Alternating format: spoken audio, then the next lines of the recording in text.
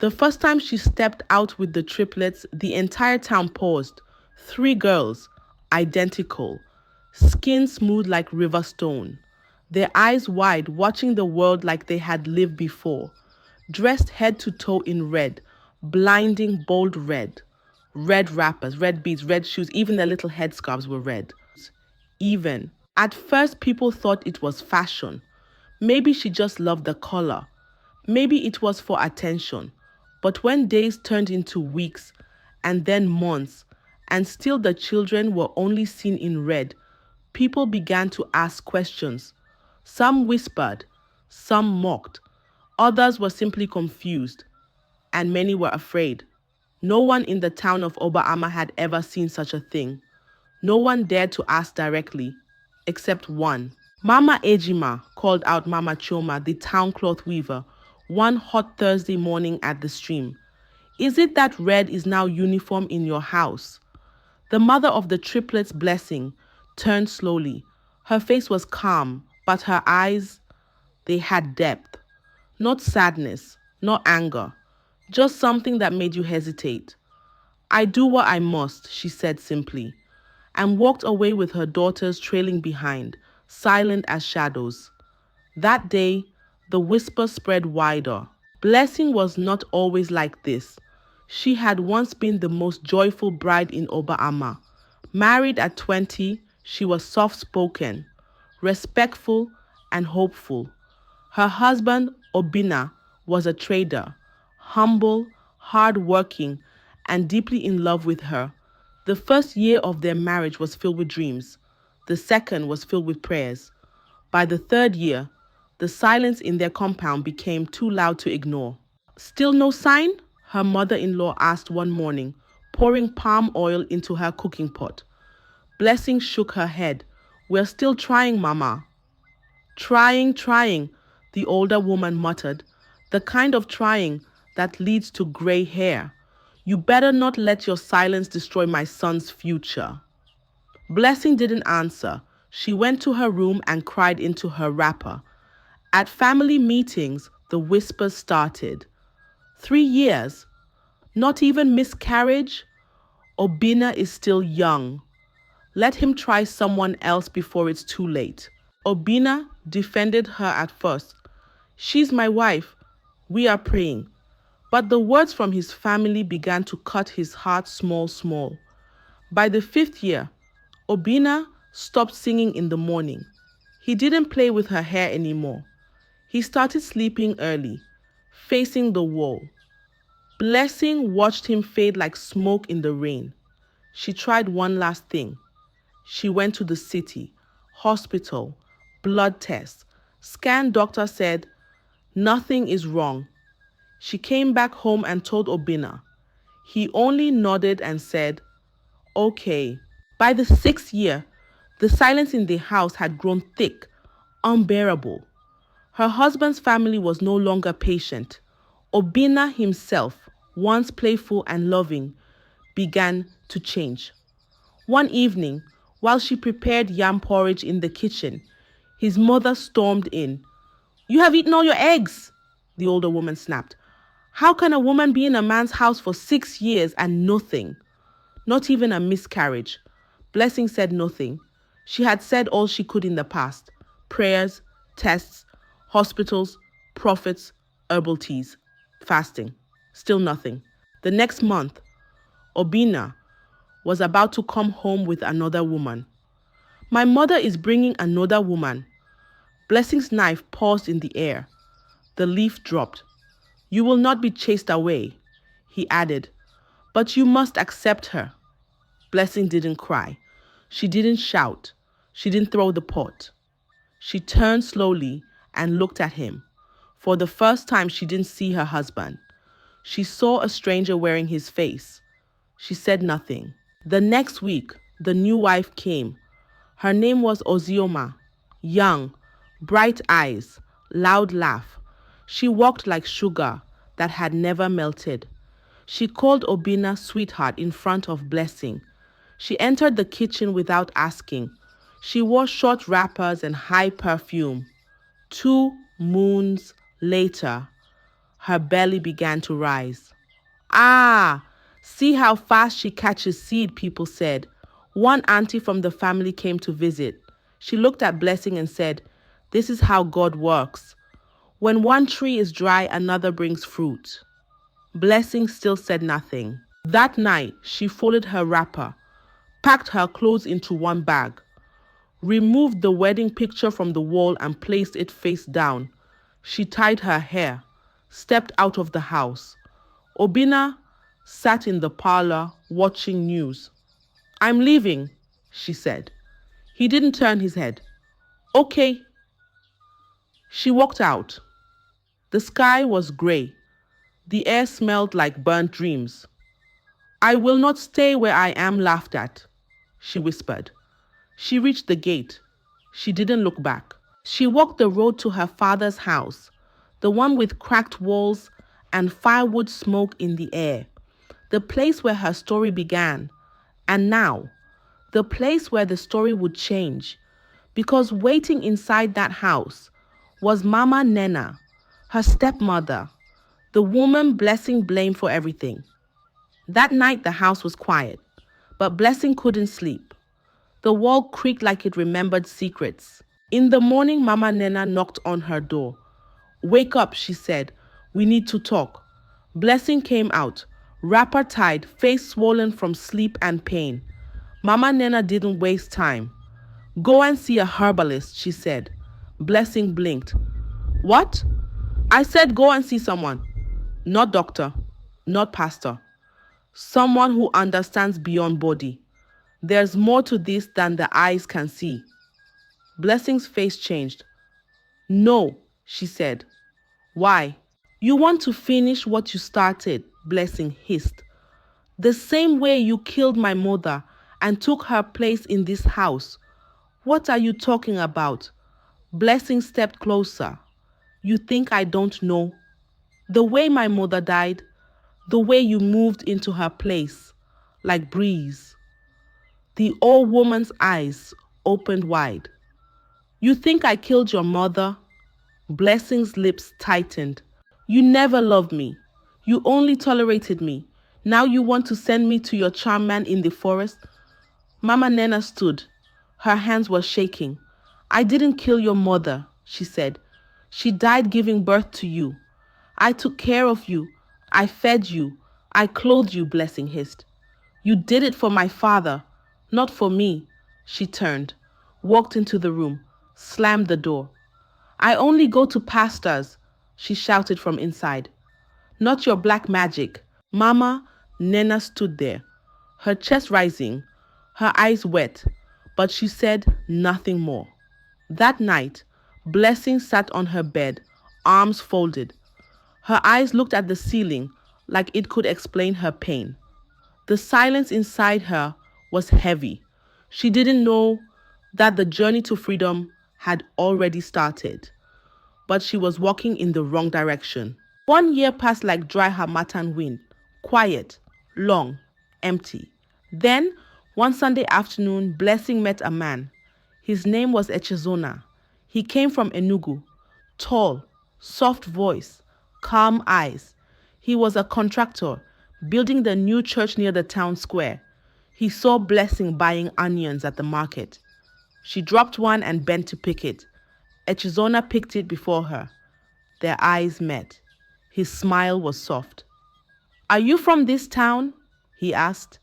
Blessing nodded. After that, they started seeing each other at the market, then by the church, then on the way to the stream. He never asked too much, never talked about her past, never looked at her belly. He just said, "I want to know your heart, not your history."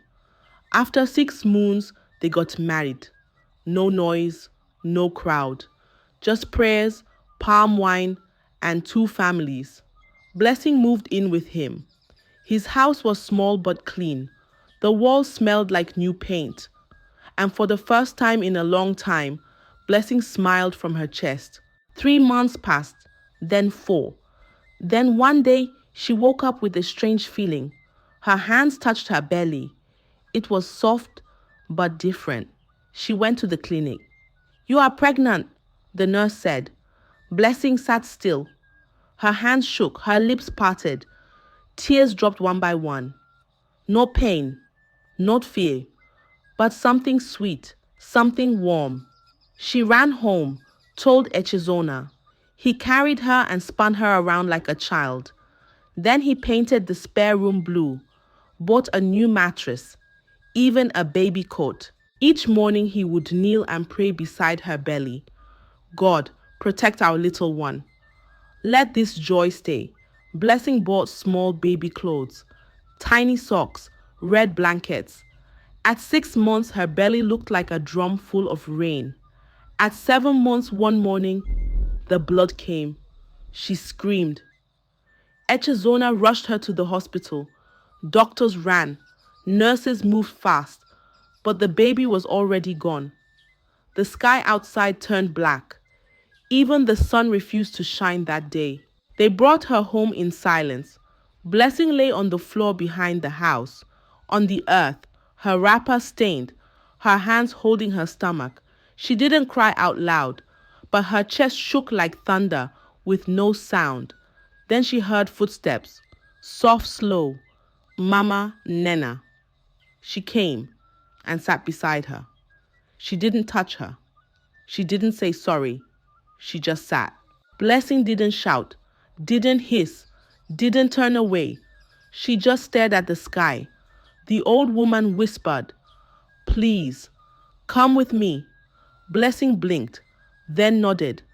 Not because she believed, but because something inside her was tired of fighting. They traveled to Achi, a small forest community on the border of Obele. The herbalist's hut was deep inside the bush, surrounded by trees that didn't move with the wind. The man was old but not frail. His eyes were clear, his hands steady. He listened to her story from beginning to end. He didn't interrupt. Then he stood up, reached for a leather pouch, and brought out 3 white cowrie necklaces. Blessing frowned. 3? He held them in his palm like eggs. "Your womb has been rejected by the world," he said. Blessing gasped, her eyes wide. Her hand touched her belly. "But not by spirits," he added. She looked at Mama Nena. The old woman said nothing. The man placed the necklaces in her hand. "Next time you carry life, say nothing. Not even to your husband." Blessing blinked. "Wear red," he said. "Red wrapper, red plate, red bedsheet, red candle." She stared at him. "When the babies come, dress them in red. Every day. No change. Put this on their necks. Never remove it. Even when they cry, even when they sleep, never remove it." Blessing looked down at the 3 cowries. "Babies?" she whispered. "You mean child?" The man looked at her, his face calm. "I said what I said." The forest didn't move, not even a leaf.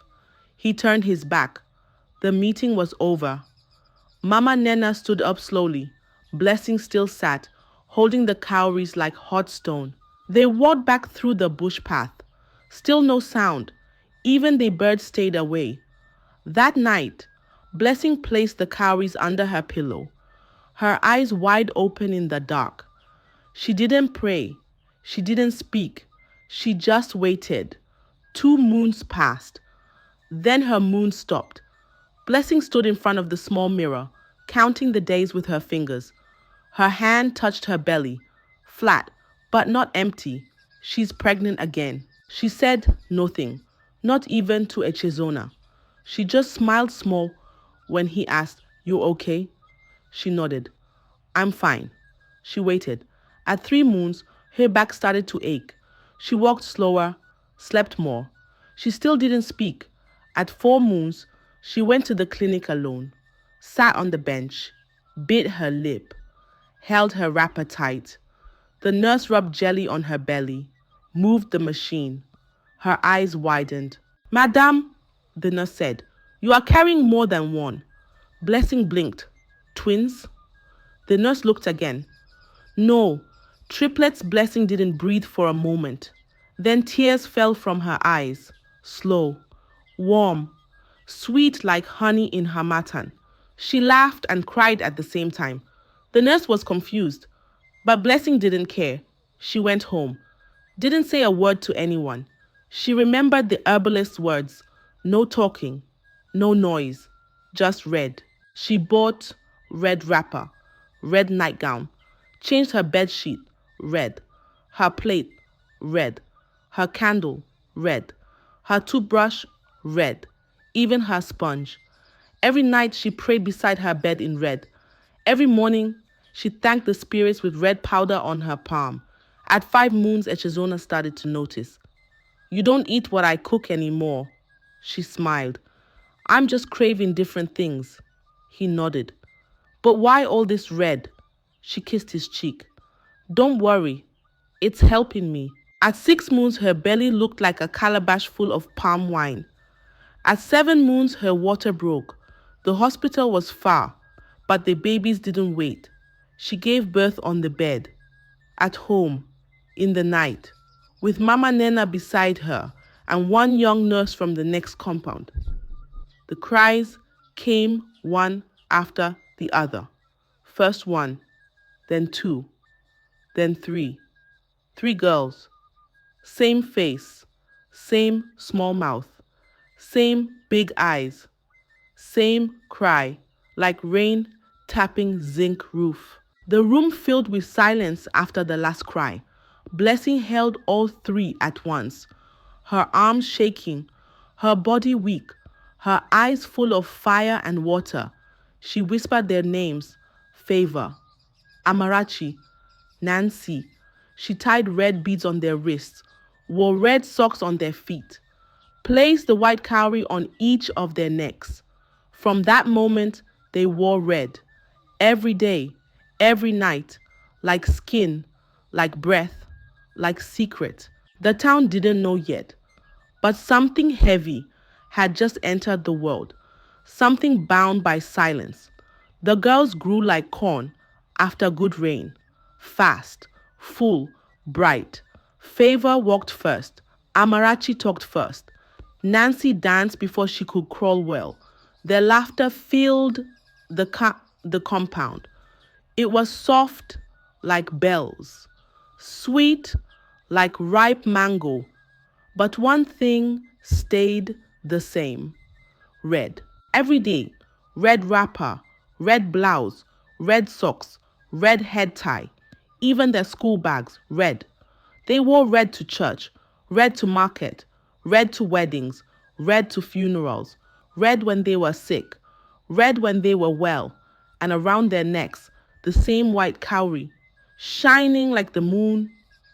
People started talking. Why always red? Is it charm? Is she tying them to something? Abby, she made a vow with something in the forest. Some laughed, some shook their heads, some crossed the road when they saw the girls. But the girls didn't mind. They held hands when they walked, one on the left, one on the right, one in the middle, like 3 red flowers growing from the same stem. In school, teachers noticed. One teacher told Blessing, maybe try white next time for sports day. Blessing shook her head. My children wear red. Another teacher said, but they all look the same. You can't tell who is who. Blessing smiled. That's how it's meant to be? She never explained, not once. One hot afternoon at the stream, the girls sat on a rock, their feet inside the water, their wrappers tied tight, their beads catching sunlight. Women were washing clothes. Children were splashing. Then one woman said, loud enough for all to hear, these ones look like spirits. Too quiet, too clean, too... Red Blessing stood up. She didn't say a word. She called her daughters with her eyes. They came. She held their hands. They walked away, slowly, like shadows that didn't want to leave. From that day, the whispers grew louder, but so did the silence in Blessing's heart, because deep inside, she knew what no one else knew. The red was not for beauty. The red was not for show. It was for life. Years rolled by like river water. The girls were no longer little. Their voices deepened. Their legs grew longer. Their eyes began to see things they never noticed before. But the red stayed. Primary school passed, then secondary, now university, and still red. Red top, red skirt, red shoes, red scarf, red beads on their wrists, white cowrie still hanging on their necks like a whisper from the past. They didn't complain at first. They got used to people staring, used to the nicknames. Red sisters, blood girls, spirit triplets. But inside, questions started to grow, like weeds that refused to die. Sometimes at night, Favor would ask, Mama, please, why must we always wear red? Blessing would be washing plates or folding wrappers. Her voice calm. When the time comes, you will know. Amarachi asked once, can I at least wear pink? Just small pink. Mama Blessing didn't even turn her head. When the time comes, Nancy tried to joke. Mama, what if red finishes in the market? Will we stay naked? Blessing just looked at her. Her eyes said everything. So they waited. But life doesn't wait. Favor got a call for a big job in the city, a multinational firm. Office on the 10th floor. She wore her best red dress and went for the interview. At the front desk, the lady looked up. Sorry, Ma. You can't go in with that necklace. Dress code. Favor explained. It's part of me. I've worn it all my life. They shook their heads. The interviewer didn't even let her finish. She came home and cried into her pillow. Blessing wiped her tears, but still said nothing. Nancy, the artist, got invited to an international art showcase. Big investors, big names. She painted all night. Worked like fire was chasing her fingers. The day came. She wore her red dress, cowrie shining. The guests whispered. Some looked confused. One man stepped aside and spoke to her team. This is insulting. In our culture, red with cowrie is a burial color. It's offensive. They dropped her name from the list. She didn't come home that night, just sat by the river and watched the moon. Then came Amarachi, the one with the soft heart, the one who laughed the most. She met Kofi, a Ghanaian boy, tall, gentle, funny. He liked pepper soup and long walks. She liked his smile. They would sit under trees and talk about dreams, about love, about freedom. But each time he saw her red dress and the cowrie, his face would change small. One day after dinner, he held her hand. Amarachi, why do you always wear red and that shell? She looked away. It's how I was raised. He paused. You're beautiful, but it's strange. People talk. If we're going to be serious, maybe it's time to let it go. That night, Amarachi couldn't sleep. The question kept ringing in her head. Why? Why red? Why cowrie? Why silence? She whispered to the ceiling, Mama, when is the time? But the house stayed quiet. She sat in front of the mirror. Her fingers touched the cowrie. Her eyes stared at her red dress. She whispered again, what if I don't wear it tomorrow? Will anything happen? Maybe Mama is just making stories up. Then the following morning, she opened the drawer under her bed.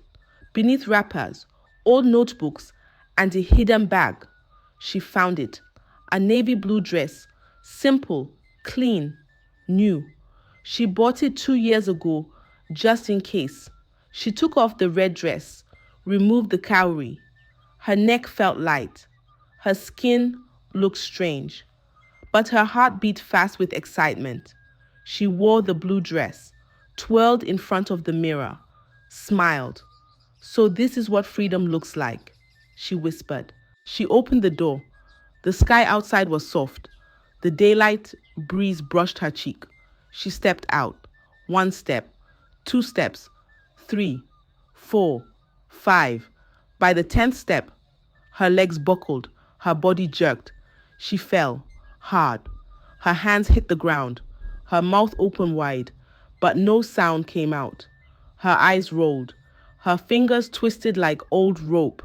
Her lips turned pale, her body shook like a leaf in storm. People screamed. Someone shouted, "Call her sisters." Another ran for water.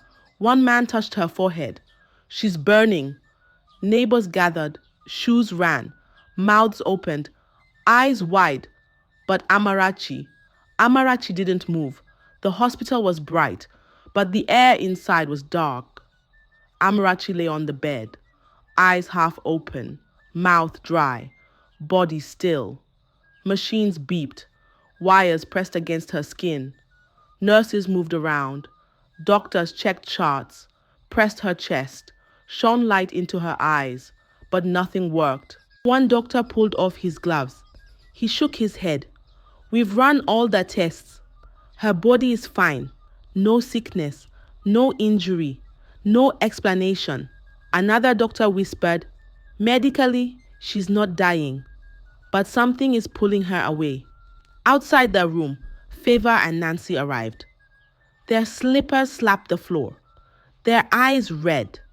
They pushed through nurses, entered the room. "Mama!" Nancy cried. "What happened? What happened to Amarachi?" Blessing stood beside the bed.